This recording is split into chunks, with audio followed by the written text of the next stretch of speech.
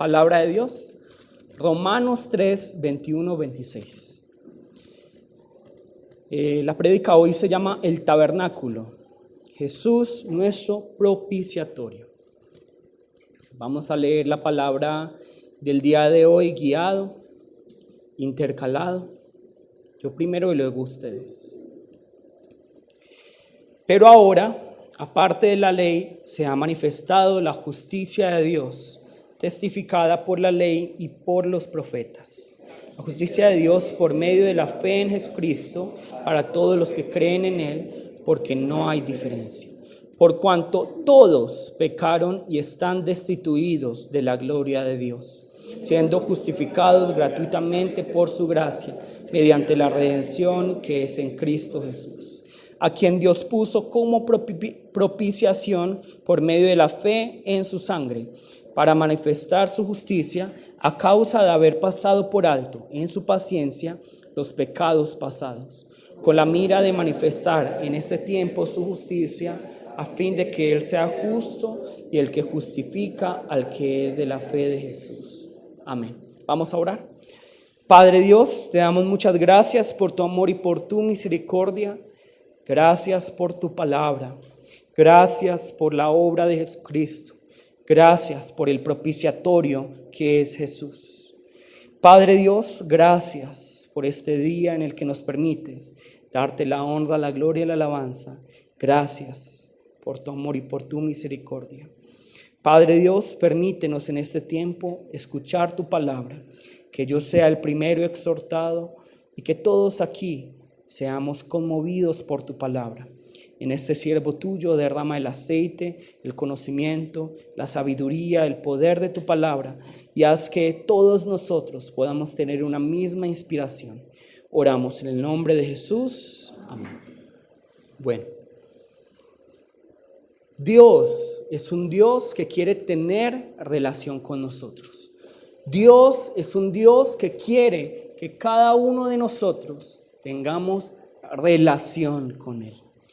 En otras palabras, Dios no es un Dios apático. ¿Qué significa apático? Que no le importamos, que está apartado de nosotros. Y tampoco es un Dios que crea todas las cosas y luego dice, vean ustedes cómo van a ser.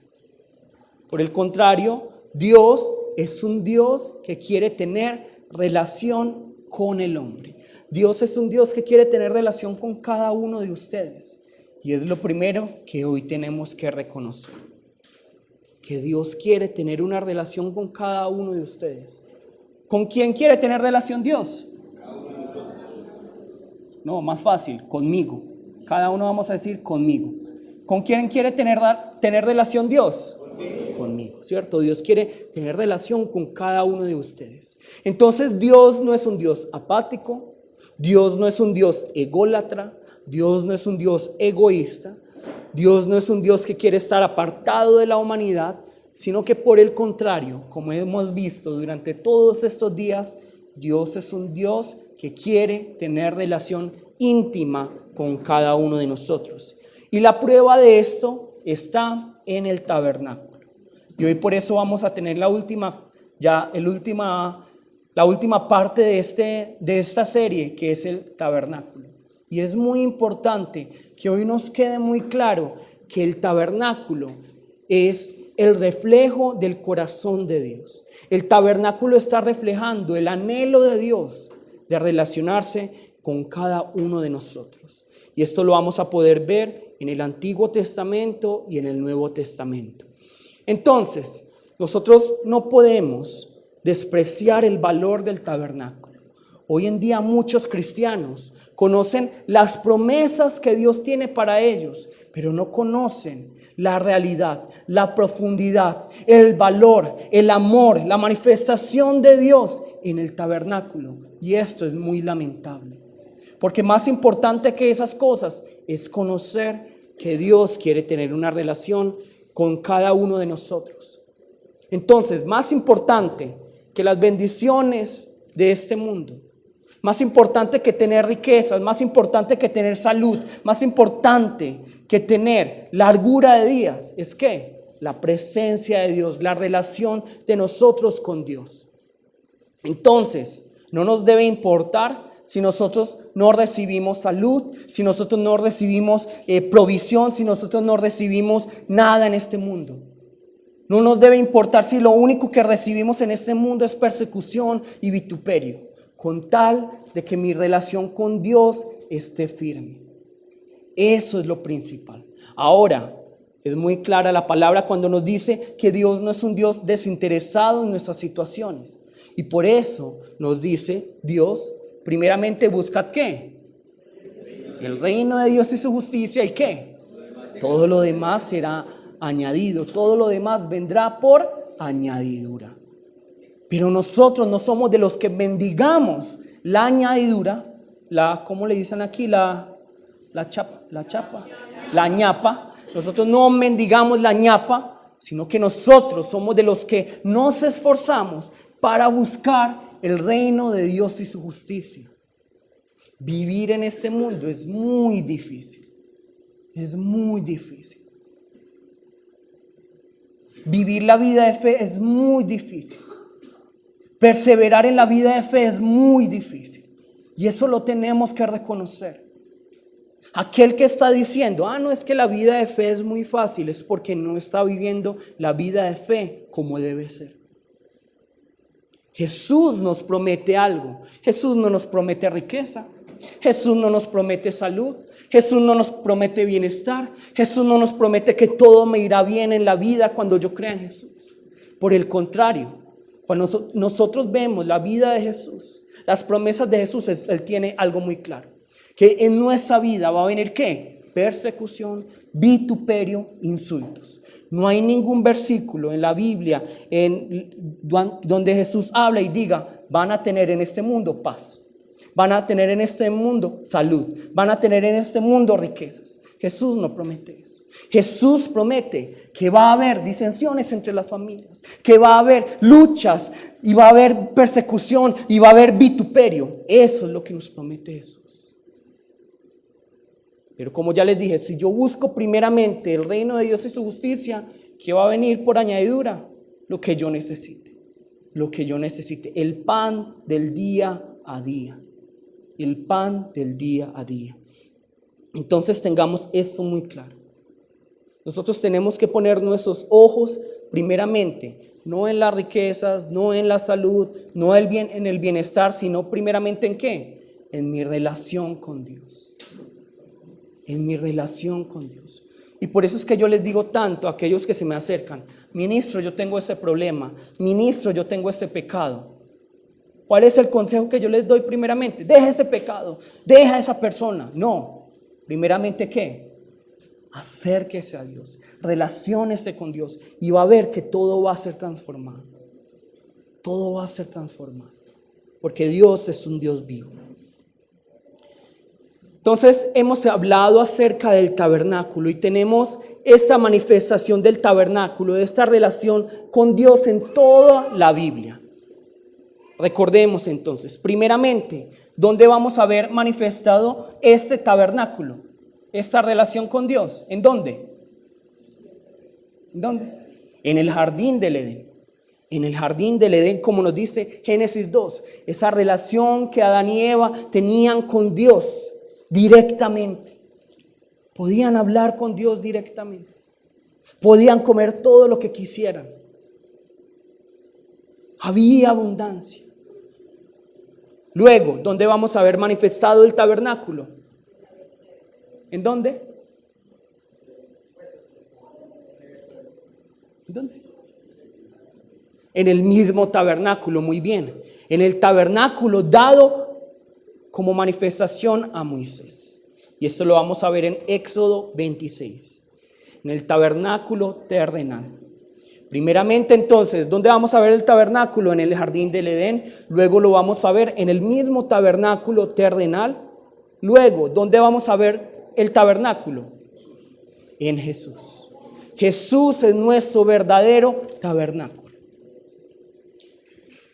Como lo vamos a ver en Hebreos 9. Hebreos 9. Cada uno luego lea cada uno de esos capítulos. Y luego, ¿dónde vamos a ver manifestado este tabernáculo? Por último, en el cielo. Lo vamos a ver en Apocalipsis 22, 1 al 5. Apocalipsis 22, 1 al 5. Vamos a ver que esto nos está reflejando el deseo de Dios de tener una comunión, una relación con cada uno de nosotros. Y ahora vamos a hacer un ejercicio y vamos primeramente a recordar las partes del tabernáculo. Sara. Primero vamos a tener ¿qué? La entrada, luego voy a tener ¿qué? El altar de bronce, luego voy a tener ¿qué? La fuente de bronce, luego el lugar santo que voy a encontrar ahí ¿qué? La mesa del pan de la proposición, el candelabro y al frente el incensario. Paso el segundo velo y ¿qué voy a encontrar? El arca del pacto. Nuevamente, rápidamente, entrada, altar de bronce, fuente de bronce, mesa del pan de la proposición, candelabro, incensario, arca del pacto. ¿Listo? Ahora, ya. Vamos 5 segunditos, otra vez, todas las partes del tabernáculo para que entendamos lo que sigue. Con la persona que tenemos al lado, 5 segundos. Es primero entrada.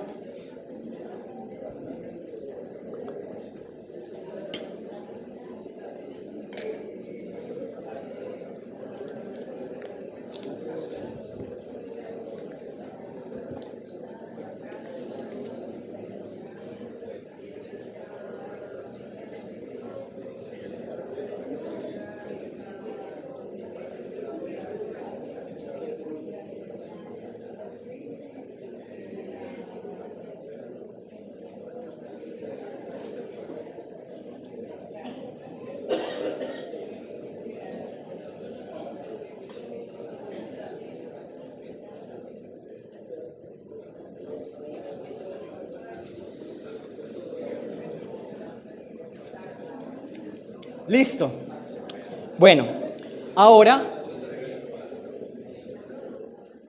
recuerden que yo siempre les he dicho que nosotros tenemos que ver la palabra de Dios de manera, primero, ¿cómo? Vertical, ¿cierto? Esto es vertical. Vertical y horizontal. Horizontal. Es decir, primero, con mi relación con Dios y segundo, mi relación con el prójimo.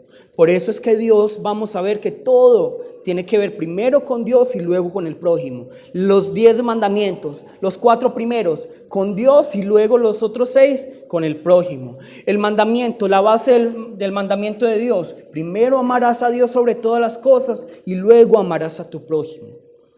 Entonces, vamos a hablar primero de lo vertical.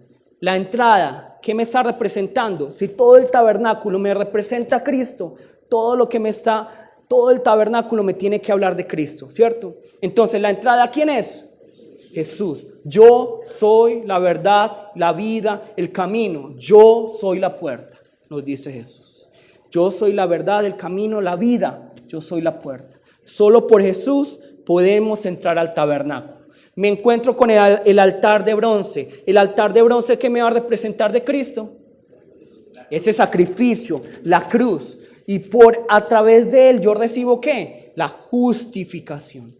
La justificación. Si voy muy rápido, alguien me levanta la mano y me hace, listo. Entrada. Jesús es la verdad, el camino, la vida. Yo soy la puerta. Altar de bronce. Jesús es aquel que muere por nosotros en aquella cruz y nos permite tener una relación con el Padre y por esa cruz yo soy ¿qué? Justificado.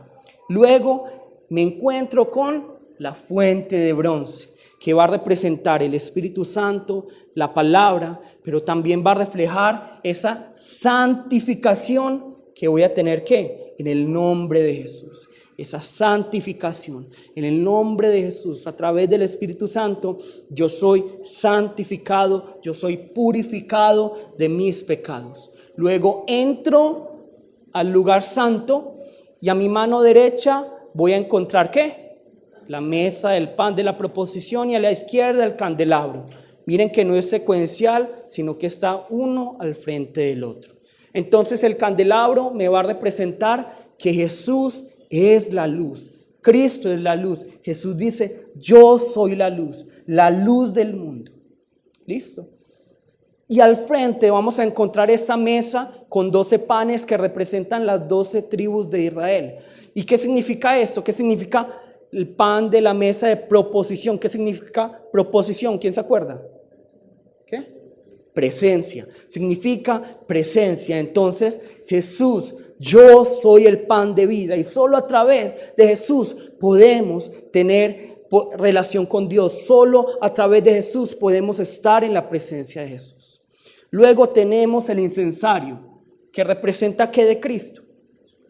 Esa oración constante, esa intercesión que Jesús hace por cada uno de nosotros. Esa intercesión que Jesús hizo en la cruz por cada uno de nosotros. Luego vamos a encontrar el lugar santísimo y allí vamos a encontrar el arca del pacto. Y el arca del pacto, ¿qué es lo que va a representar? Va a representar esa presencia de Dios. Y allí vamos a encontrar 3 elementos dentro del arca del pacto. Primero, ¿qué vamos a encontrar? La vara de Aarón que reverdeció. ¿Qué más vamos a encontrar? Las tablas de la ley y el maná. Otra vez, la vara de Aarón que reverdeció. Vamos a encontrar las tablas de la ley y vamos a encontrar el maná. Y ahora vamos a hablar qué significa cada uno de ellos. Y encima de esta arca, que es un cofre, que es como un cofre, vamos a encontrar algo que se llama el propiciatorio, que en otras palabras es la tapa del cofre, ¿cierto? Y es allí, en esa tapa de ese cofre, es allí, en la tapa de esa arca, en el propiciatorio, donde se encuentra la presencia de Dios. Entonces, ¿quién será el propiciatorio nuestro? Es Cristo.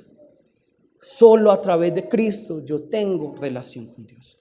Ahora, vamos a ver lo horizontal. Lo horizontal.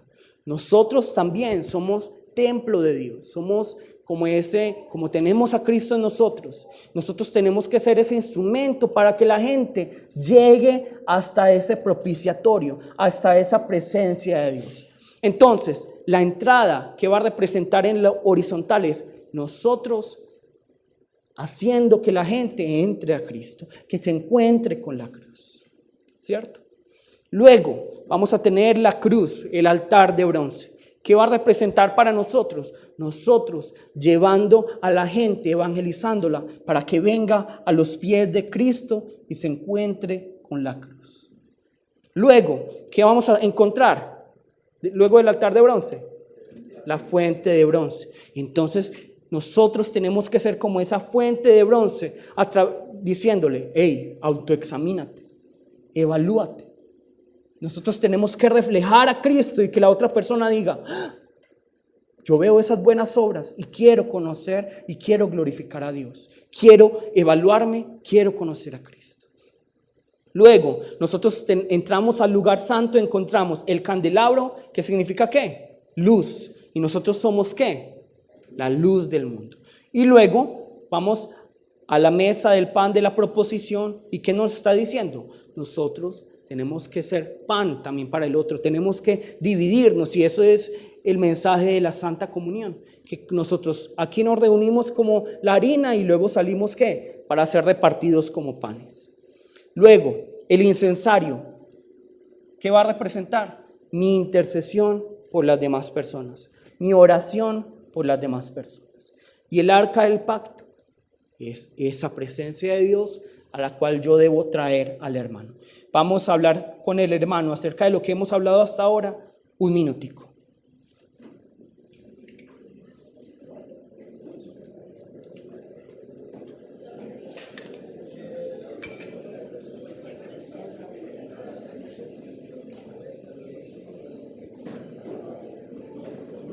Vamos a hablar de lo horizontal, vamos a hablar de lo vertical. ¿Listo?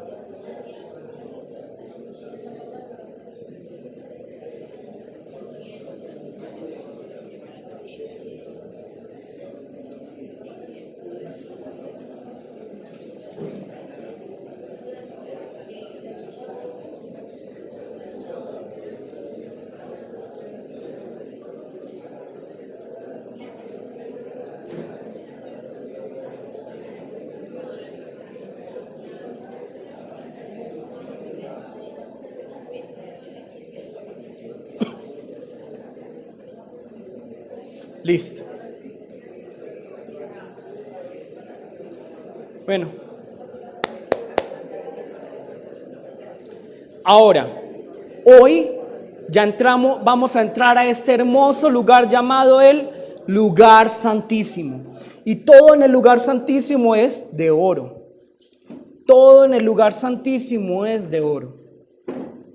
Entonces, aquí vamos a encontrar un elemento que ha llamado la atención de mucha gente. Incluso se ha hecho una película acerca de ello. Todos han visto de pronto Indiana Jones y ¿cómo es? El Arca del Pacto. Y el misterio del Arca Perdida. ¿Cierto? Entonces, nosotros vamos a ver que Indiana Jones va a buscar esta Arca del Pacto, el Arca del Pacto. Pero vamos a ver cómo era más o menos el Arca del Pacto, Sara. ¿Todos ven? Listo. Vamos a encontrar que hay dos bardas, ¿cierto? ¿Para qué? Para transportar el arca. Vamos a encontrar el cofre, que es esta parte inferior, ¿cierto? Esta parte inferior. Y encima vamos a encontrar la tapa, ¿cierto? La tapa, digámosle así para que entendamos. La tapa, que ¿cómo se va a llamar? Propiciatorio. Propiciatorio. Y sobre el propiciatorio vamos a encontrar como dos ángeles, dos querubines de esta manera, con sus alas así. Listo, frente a frente. Vamos a encontrar estos dos querubines. Listo, ya, pasemos. Tengan esta imagen en la cabeza, ¿cierto? Esta imagen en la cabeza para que entendamos la prédica de hoy. Bueno, entonces ya hicimos el ejercicio de todo el tabernáculo para que recordemos todo lo que hemos visto hasta ahora. Pero entonces el arca del pacto es como un cofre, ¿cierto?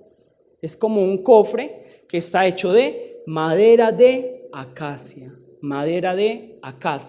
y es recubierto de oro, recubierto completamente de oro. Y allí vamos a encontrar, como ya les dije, tres elementos. ¿Cuáles son? Primero, la vara de Aarón que reverdeció. Luego, las tablas de la ley. Y tercero, el maná. Vamos a buscar Hebreos 9:4. Hebreos 9:4. Hebreos 9:4.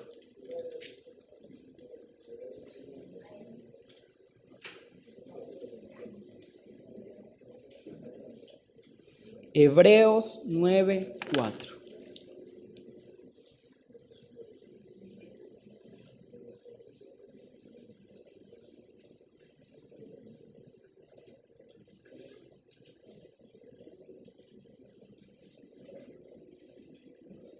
Hebreos 9:4. Nos dice aquí la palabra.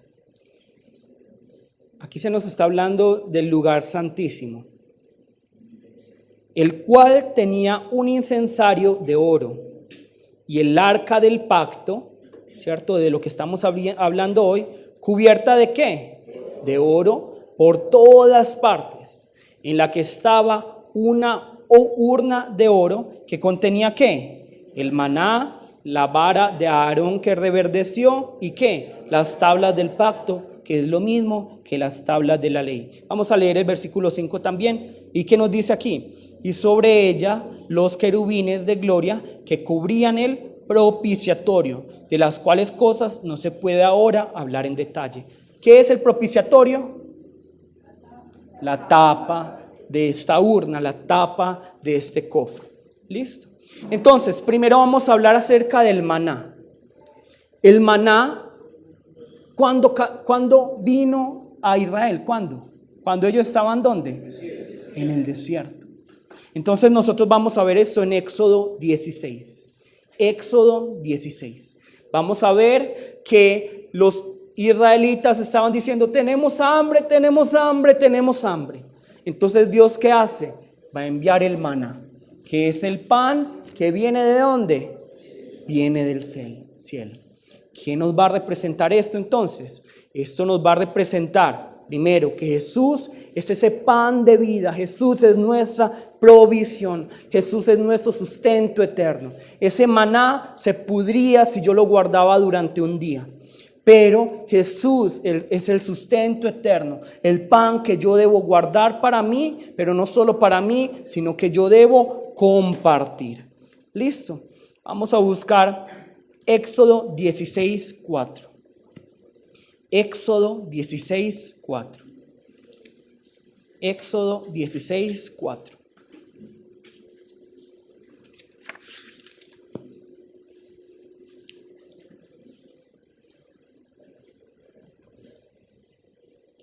¿Qué nos dice aquí? Y Jehová dijo a Moisés: he aquí, yo os haré llover ¿qué? Pan del cielo. Y el pueblo saldrá y recogerá diariamente la porción de un día para que yo lo pruebe si anda en mi ley o no. Muy buen nombre para una panadería, ¿cierto? Pan del cielo. Maná. Ya tienen una idea de negocio. Listo. Pan del cielo. Es el maná. Luego, vamos a encontrar ¿qué? No solo tengo el maná, sino que voy a encontrar ¿qué? La vara de Aarón que reverdeció. Todos sabemos que es una vara, ¿cierto? ¿Sí o no? Todos un palo, ¿cierto? Pero este palo no es cualquier palo, sino que es símbolo de autoridad, ¿cierto? Esta vara representaba autoridad. Y ahora yo les pregunto, ¿una vara puede reverdecer? ¿Qué significa reverdecer? Que le salgan flores, que le salgan ramas, que le salgan hojas. ¿Puede? ¿Sí o no? ¿Sí? No. Pues si yo quito una rama de un árbol, ¿ese árbol va a producir luego fruto? No. De la misma manera, si yo cogí una rama de un árbol, luego la corté, quité todas las ramas, quité todo, ya no tiene savia para que corra dentro de él. ¿Puede reverdecer? No puede hacerlo. Pero entonces nosotros tenemos que entender esto, la historia que hay detrás de esto. Entonces, obviamente, como nosotros somos tan malintencionados, nosotros vamos a ver que luego, digamos, todos estamos en el desierto, está haciendo mucho calor, ¿cierto? Y al frente está por allá Moisés y Aarón. Entonces, ellos son los que siempre nos guían. Nadie votó por ellos, nunca hubo una democracia. ¿Quién escoge a Moisés? ¿Quién escoge a Aarón? Nunca hubo eso, sino que Dios fue quien los escogió. Entonces va llegando con el calor, el hambre, la duda. ¿Será que ese Moisés y Aarón sí fueron escogidos por Dios? Entonces, ¿qué se va a levantar en el corazón del hombre? ¿Qué? La duda y el deseo de derribar a esos dos líderes. A ese Moisés y ese Aarón. ¿Cómo así? Ellos porque tienen que ser líderes, no puede ser otra persona. Y de eso nos va a hablar Números 16. Vamos a Números 16. Números 16. No lo vamos a leer completo porque nos tomaría muchísimo tiempo. Números 16. ¿Cómo se titula Número 16? La rebelión de Coré. Entonces, una persona llamada Coré, ¿cierto? Se levanta con otras dos personas y luego reuniendo a la gente de Israel en contra de Moisés y de Aarón. Y le dicen: ustedes, ¿por qué están allí? Más bien nosotros también quisiéramos hacer parte de ese liderazgo, ¿cierto? No nos suena muy conocido. Decimos: esa persona, ¿por qué? Yo también puedo hacerlo. Pero entonces Dios destruye a Coré, Dios destruye a estas dos personas, pero no se queda ahí, sino que en Números 17, luego lean Números 16 en su casa, Números 17 nos habla de cómo Moisés va a hacer algo muy espectacular. Nosotros vamos a ver que Dios le dice a Moisés: vas a coger de cada tribu una vara, ¿cierto? Es decir, que cada vara va a representar ¿qué? Una tribu. Y cada persona, cada tribu, porque es que si yo pongo un montón de varas, ¿qué es lo que me va a pasar? Yo no voy a saber de quién es. Entonces cada persona va a ¿qué? Va a tallar su nombre, cada uno va a escribir su nombre en la vara según la tribu, es decir, que digamos que hay una tribu de Sara, entonces Sara va a escribir en su vara Sara. Hay una tribu de Francisco, entonces Francisco va a escribir Francisco. Y hay una tribu de Leví, y la tribu de Leví va a escribir ¿qué? Aarón. Entonces Dios le dice, vas a tomar todas estas varas y las vas a poner sobre el tabernáculo de reunión, vas a ponerlos allí adentro. Vas a dejarlos durante un día. ¿Y qué va a pasar luego? Entonces, al otro día entra Moisés y ve que una de las varas reverdeció, es decir, echó ramas. ¿Es la vara de quién? De Aarón. ¿Qué se está haciendo ahí? Se está diciendo, Aarón es el que yo seleccioné como sacerdote. Está diciendo Dios. ¿Entendemos hasta ahí todos? Explíquenle a la persona que tenemos al lado, números 16 y 17, para que no pasemos rápidamente. 30 segundos.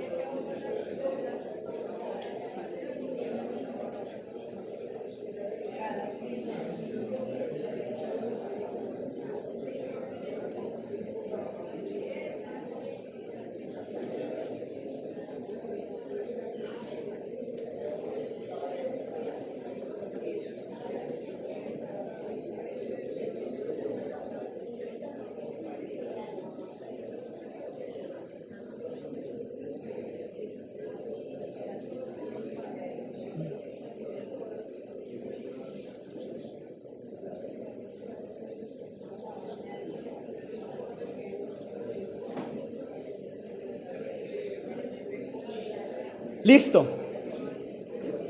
Bueno, entonces, primero tenemos que en el arca del pacto, ¿qué es lo primero que tenemos y ya hablamos? El maná. El maná que viene del cielo porque el pueblo está diciendo, tenemos hambre, hambre, hambre. Y Dios dice, bueno, tomen pan del cielo, tomen maná. Luego, tenemos la vara de Aarón que reverdeció. ¿Qué nos está hablando aquí? Nos está hablando de un pueblo que quería levantarse en contra de ese Moisés, ese Aarón, escogidos por Dios. Pero Dios, ¿qué es lo que hace? Miren, estos son los que yo escogí. Entonces, ¿qué nos va a representar esta vara de Aarón que reverdeció? Nos va a representar la autoridad sacerdotal de Jesús. Jesús es nuestro sumo sacerdote.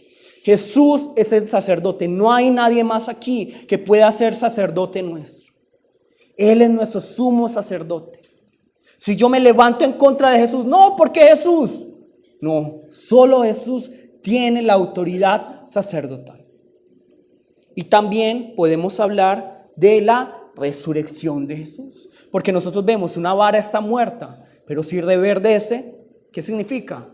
Que ya tiene vida. La resurrección de Jesús. ¿Y cuál es el tercer elemento que vamos a encontrar en esta arca del pacto? Las tablas de la ley. Las tablas de la ley que nosotros vamos a encontrar, vamos a buscar Éxodo 34, 28. Éxodo 34, 28. Éxodo 34, 28.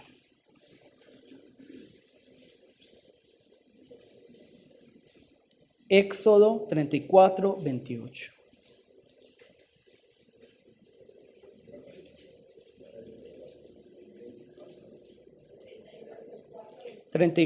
28.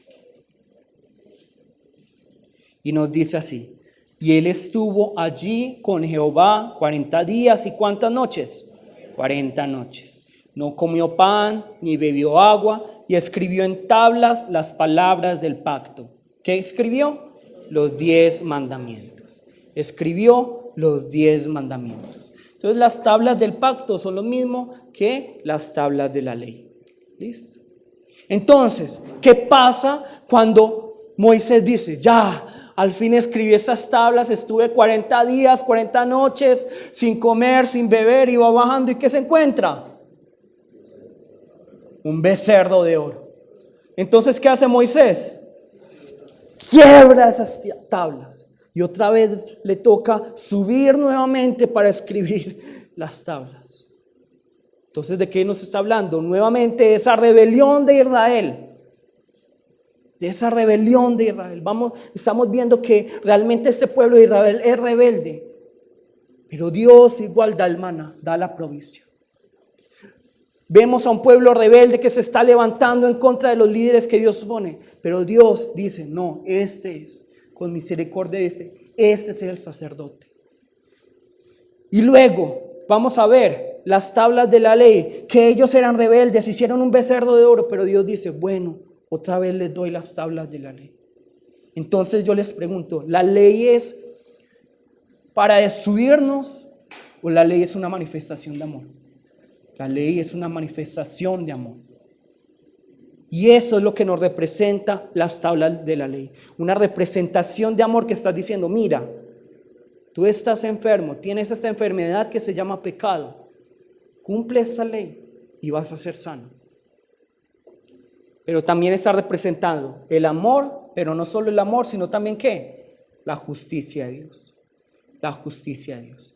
Entonces, estamos viendo estos tres elementos. Primero el maná, el sustento que Dios nos da. Jesús, el pan de vida. Aarón, la vara de Aarón. Jesús como sacerdote y esa resurrección. Y tercero, la justicia y el amor de Dios a través del cual nos da a Jesucristo.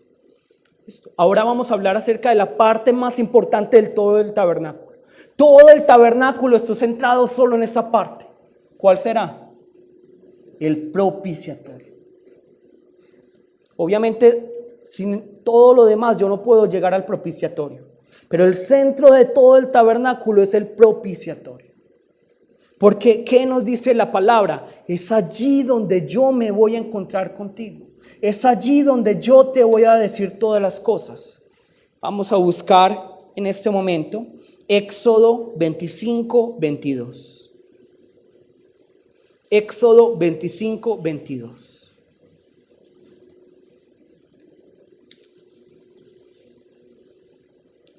Éxodo 25, 22.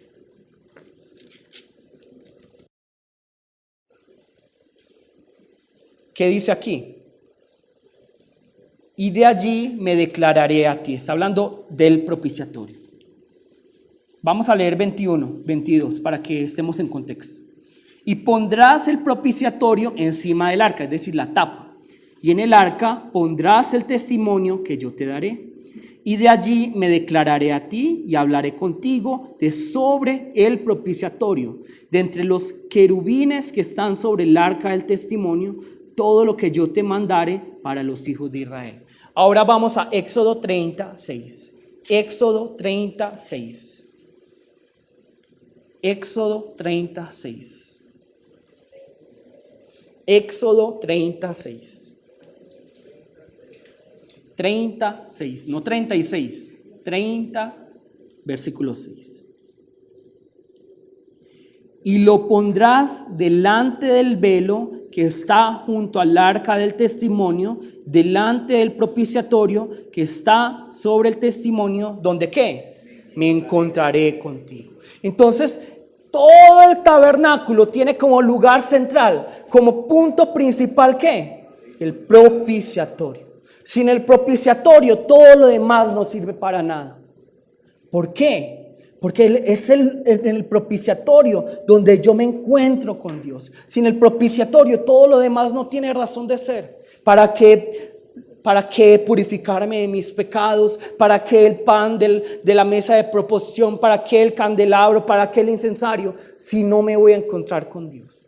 Por eso el centro, el fundamento es el propiciatorio, donde yo me encuentro con Dios. Por eso es que yo les digo tanto y he repetido tanto. Lo principal en nuestra vida de fe debe ser mi encuentro, mi relación con Dios. Y esta palabra propiciatorio viene de una palabra hebrea que es kapuret. Kapuret. K-A-P-P-U-R-E-T.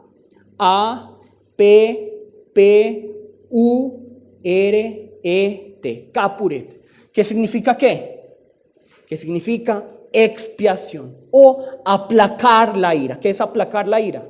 Que se calma la ira. Significa propiciatorio. Y es interesante, ¿cierto? Es interesante que esta palabra kapuret la vamos a encontrar también en el Nuevo Testamento como hilasterión, ¿cierto? Hilasterión. Y allí vamos a encontrar que esta palabra se va a utilizar en relación con Jesús. Vamos ya a Romanos 3.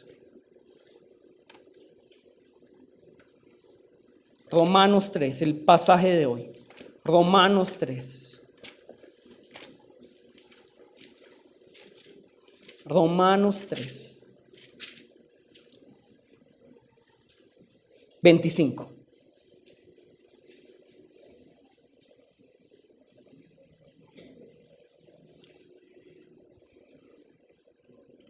Romanos 3, 25 nos dice: a quien Dios puso como propiciación por medio de la fe en su sangre, para manifestar su justicia a causa de haber pasado por alto en su paciencia los pecados pasados. Amén. Entonces la palabra nos está diciendo que ¿quién es nuestro propiciatorio? Jesús. Jesús es nuestro propiciatorio. Jesús es a través de quien nosotros nos podemos encontrar ¿con quién? Con Dios. Es Jesús. Y por eso es tan maravilloso que haya justamente dos ángeles. Y nosotros vamos a ver que estos dos ángeles estén así, frente a frente, con sus alas así. Y por eso algunos le llaman, en Estados Unidos, en inglés se le dice mercy seat, que significa ¿qué? Silla de misericordia. Están estos dos ángeles con estas dos alas y ahí está como ese trono de misericordia. Y justamente hay dos ángeles, dos querubines. ¿Cuándo más en la Biblia, en la historia de Jesús, encontramos dos ángeles? ¿Cuándo? No, en la historia de Jesús. No, en la historia de Jesús. En el Antiguo Testamento, no. Abraham, Isaac, Jacob, Adán, Eva, Moisés, no. Jesús. ¿Cuándo resucitó? Vamos a buscar Juan 20:12. Juan 20:12. Juan 20:12.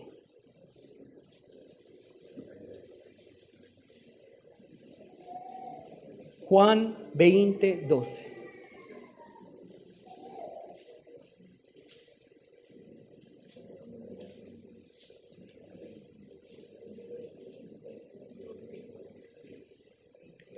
Juan 20:12.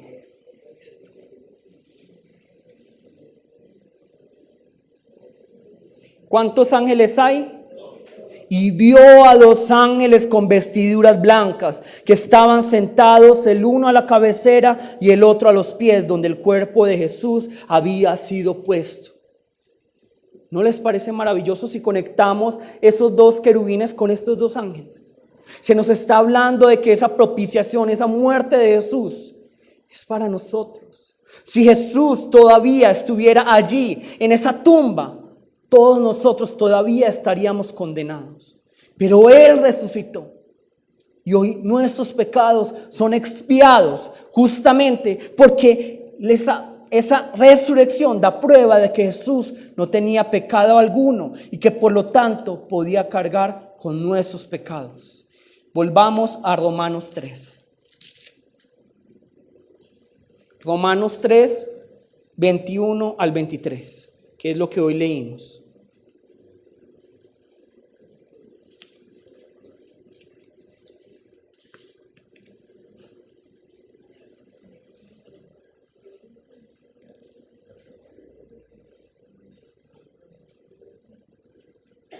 Romanos 3, 21, 23. Nos dice, pero ahora, aparte de la ley, se ha manifestado la justicia de Dios, testificada por la ley y por los profetas. la justicia de Dios por medio de la fe en Jesucristo, para todos los que creen en Él, porque no hay diferencia, por cuanto todos pecaron y están destituidos de la gloria de Dios. ¿Quiénes pecaron? Todos. Todos hemos pecado, todos aquí somos pecadores. No importa si alguno de ustedes es hombre o mujer. No importa el estatus social. No es que yo soy rico, yo soy pobre, entonces no soy pecador. No importa el estatus social. No importa la educación. No importa cuál es mi pasado. Todos aquí somos pecadores. No importa si en este mundo moralmente nos vemos como buenos. No importa si en este mundo moralmente nos vemos como malos. Todos aquí somos pecadores y es lo primero que debemos reconocer. Si queremos acercarnos al propiciatorio, lo primero que debemos reconocer es: yo soy pecador. Aquel que no reconoce que es pecador no puede tener relación con Dios. Primeramente debemos reconocer que somos pecadores. Yo, el ministro de la iglesia, también soy pecador.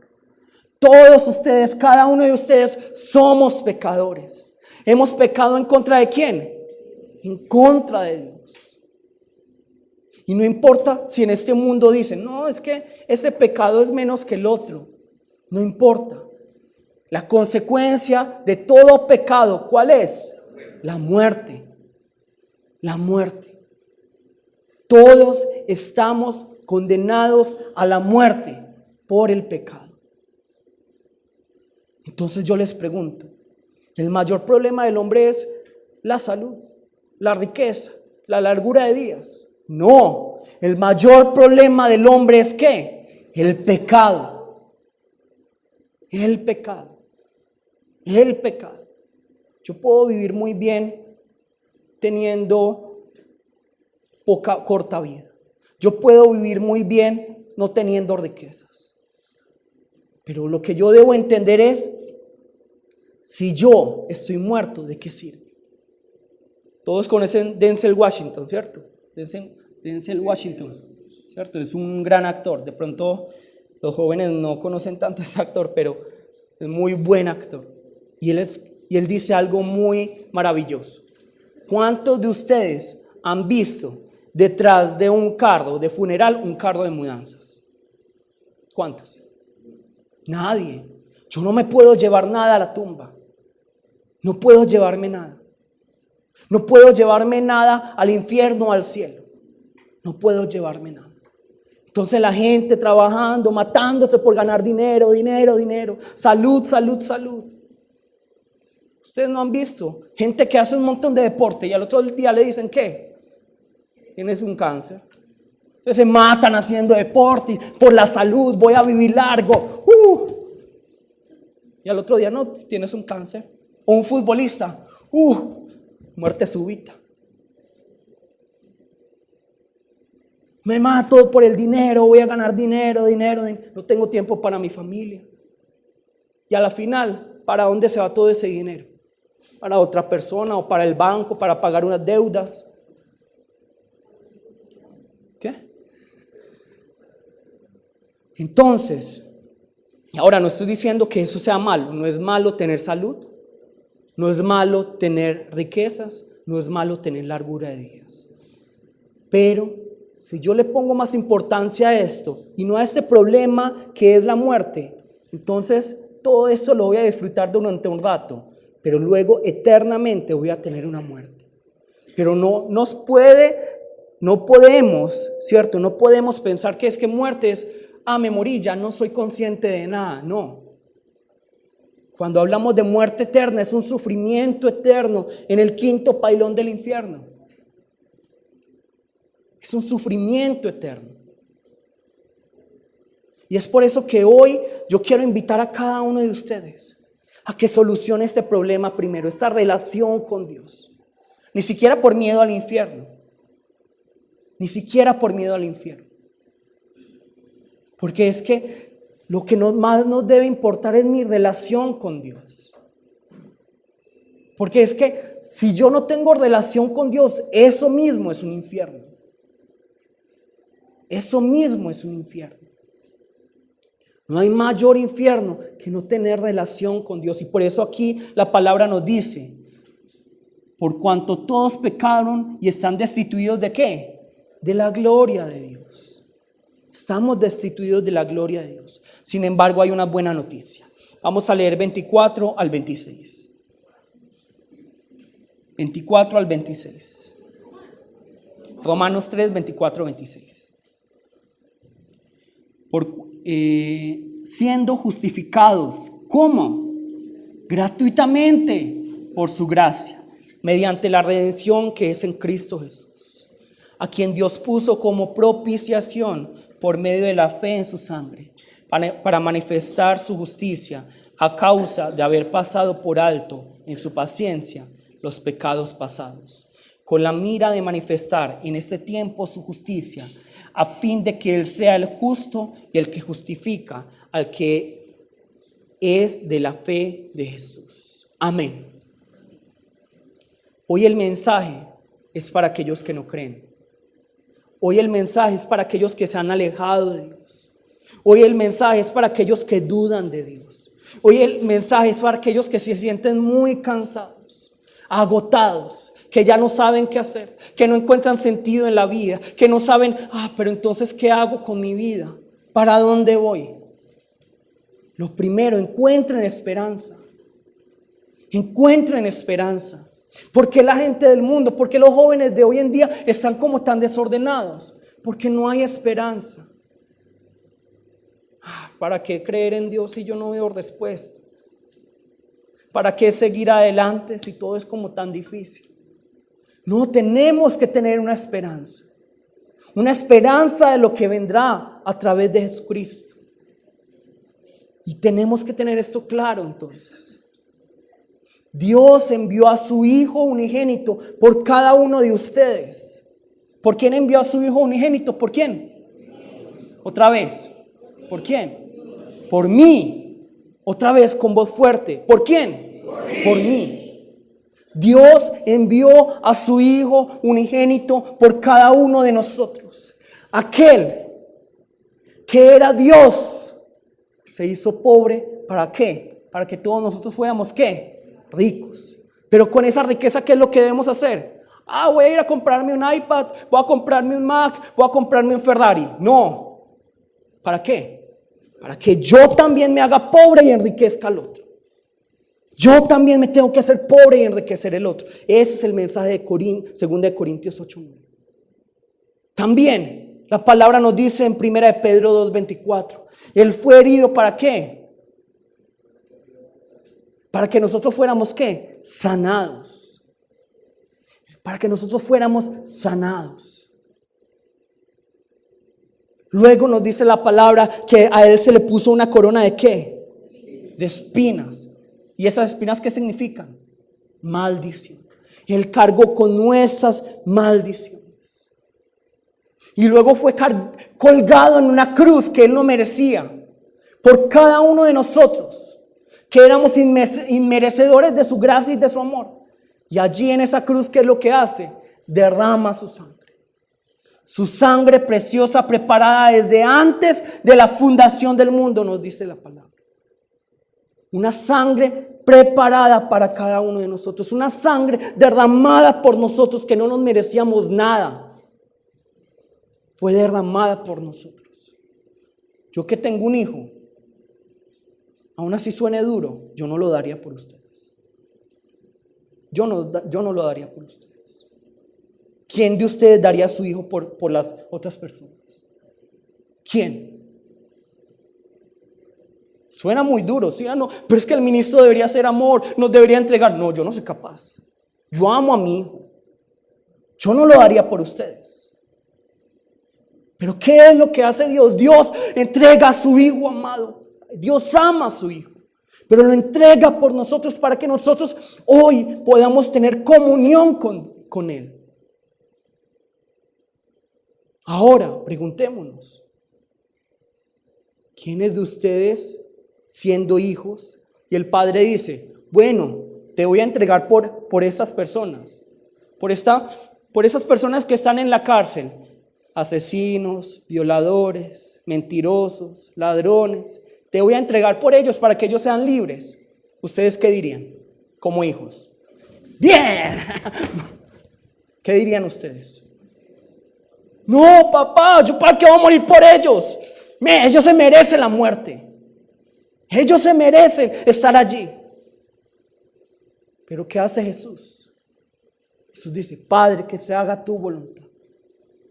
Yo entrego mi vida porque yo tengo el derecho de entregarla, dice Jesús. Seamos conscientes de lo que hizo Dios. Seamos conscientes de lo que hizo el Padre. Seamos conscientes de lo que hizo el Hijo. Seamos conscientes del testimonio del Espíritu Santo. Cristo murió por nosotros. Entregó su sangre. Pero como vemos en Juan 20:12, no se quedó allí. Sino que ¿qué fue lo que hizo? Resucitó. La invitación de hoy es, regresemos a Cristo, quien lo entregó todo por ustedes. Todo por ustedes. Y ya para que finalicemos, vamos a ir a Hebreos 4:15. Hebreos 4:15.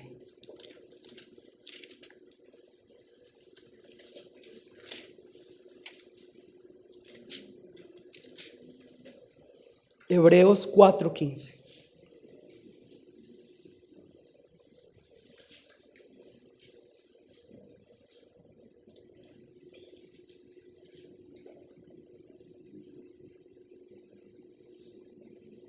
Lean, vamos a leer todos en voz alta este versículo. Se está hablando acerca de Jesús. Porque no tenemos un sumo sacerdote que no pueda compadecerse de nuestras debilidades, sino uno que fue tentado en todo según nuestra semejanza, pero sin pecado. Amén. Jesús también fue tentado. Jesús también sufrió como uno de nosotros. El Padre también perdió a su Hijo. El Padre también le mataron a su Hijo. El Hijo también tenía todas las razones para decir, no, que se pudra esa gente. Él tenía todas las razones, a él también lo traicionaron. Cuando nosotros vemos la Biblia, ¿quiénes podían darse un beso en público? No las parejas, sino los amigos, los hermanos, los íntimos. ¿Y cómo vende Judas a Jesús? Con un beso. Por eso Jesús dice, con un beso me vendes. Con un beso me vendes, Judas. Con un beso vendieron a Jesús. Un beso que representa amor, un beso que representa cariño. Con eso vendieron a Jesús. ¿Por cuánto? Por 30 monedas de plata. Jesús también sufrió como todos ustedes. Jesús también estuvo preguntándose, ¿por qué? ¿Por qué me has abandonado? Jesús también no le parece, ¿cierto? Y él llora y él se enoja. Él también sintió todo lo de nosotros. Pero ¿qué nos dice aquí la palabra? Era sin pecado. No tenía pecado. Hoy la invitación es para todos los que no creen. Crean en aquel que murió por ustedes. Los que hoy están dudando, ¿será que me alejo del Señor? Crean en aquel que murió y lo entregó por ustedes y sufrió todo eso que ustedes están sufriendo. Y hoy también la prédica es para aquellos que creen. Vuelvan a reevaluar su fe y ver si creen realmente en la sangre de Jesús. Y si creen en la sangre de Jesús, entreguen su vida así como Él la entregó por ustedes. Eso es lo que debemos de hacer. Volvamos a la sangre de Jesús. No esperemos un mensaje positivista. Un mensaje positivo en el que tú puedes lograrlo, no. Todos somos pecadores. Volvamos a Jesús. Recobremos la vida. Busquemos primeramente ¿qué? El reino de Dios y su justicia, y todo lo demás vendrá por añadidura, ya sea salud, ya sea riquezas, ya sea largura de días, pero eso no importa, es secundario. Primeramente ¿qué? El reino de Dios y su justicia, la relación con Dios. A mí no me importa tener todas las riquezas, toda la salud, toda la largura si no tengo relación con Dios. Y es lo que tiene que pasar con ustedes. Primeramente mi relación con Dios. Yo estoy bien con Dios. Sí, luego lo otro. Voy a hacer ejercicio por mi salud. Voy a trabajar duro para obtener el dinero para comprarme mis cositas. Voy a cuidarme para tener largura de días. Eso es lo secundario. Pero lo fundamental es, vayamos a ese propiciatorio que es Jesús. Encontrémonos con Dios. Encontrémonos con Dios. Vamos todos a ponernos de pie, por favor.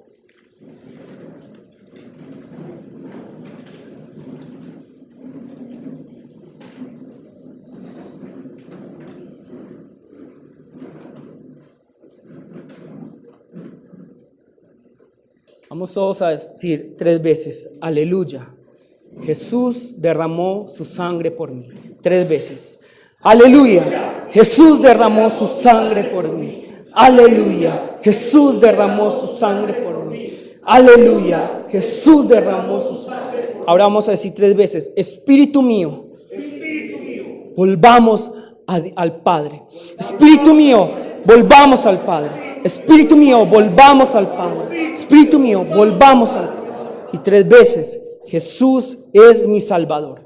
Jesús es mi Salvador. Jesús es mi Salvador. Jesús es mi Salvador. En este momento, vamos cada uno a orar. Sea honesto delante del Padre.